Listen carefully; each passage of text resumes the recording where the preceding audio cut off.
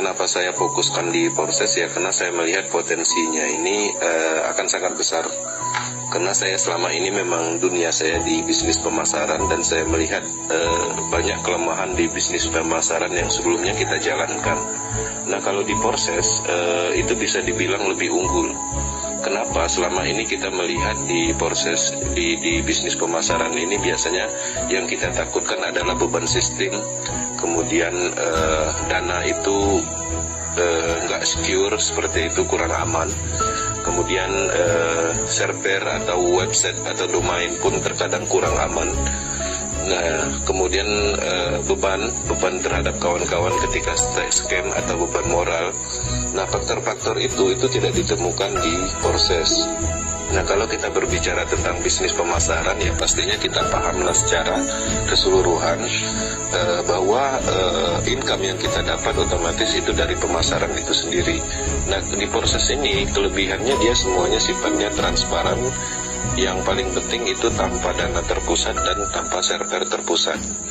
Nah, ketika saya mempelajari proses ini, saya melihat banyak keunggulan, dan ketika berargumentasi dengan bisnis pemasaran yang dulu-dulu, itu tidak terbantahkan.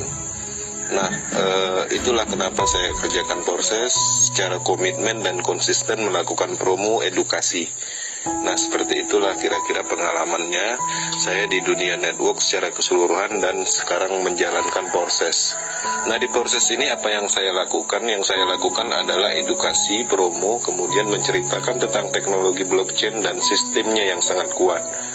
Nah, jadi ketika kita kerjakan proses, artinya ketika kita membangun tim dan belajar itu sekali untuk selamanya. Beda halnya kalau dulu kita membangun tim dalam waktu 1 bulan, kita bangun tim 6 bulan udah mau dapat duit, ternyata runtuh, scam gitu kan. Ya, salah satu faktornya ya dari dana terpusat dan server terpusat.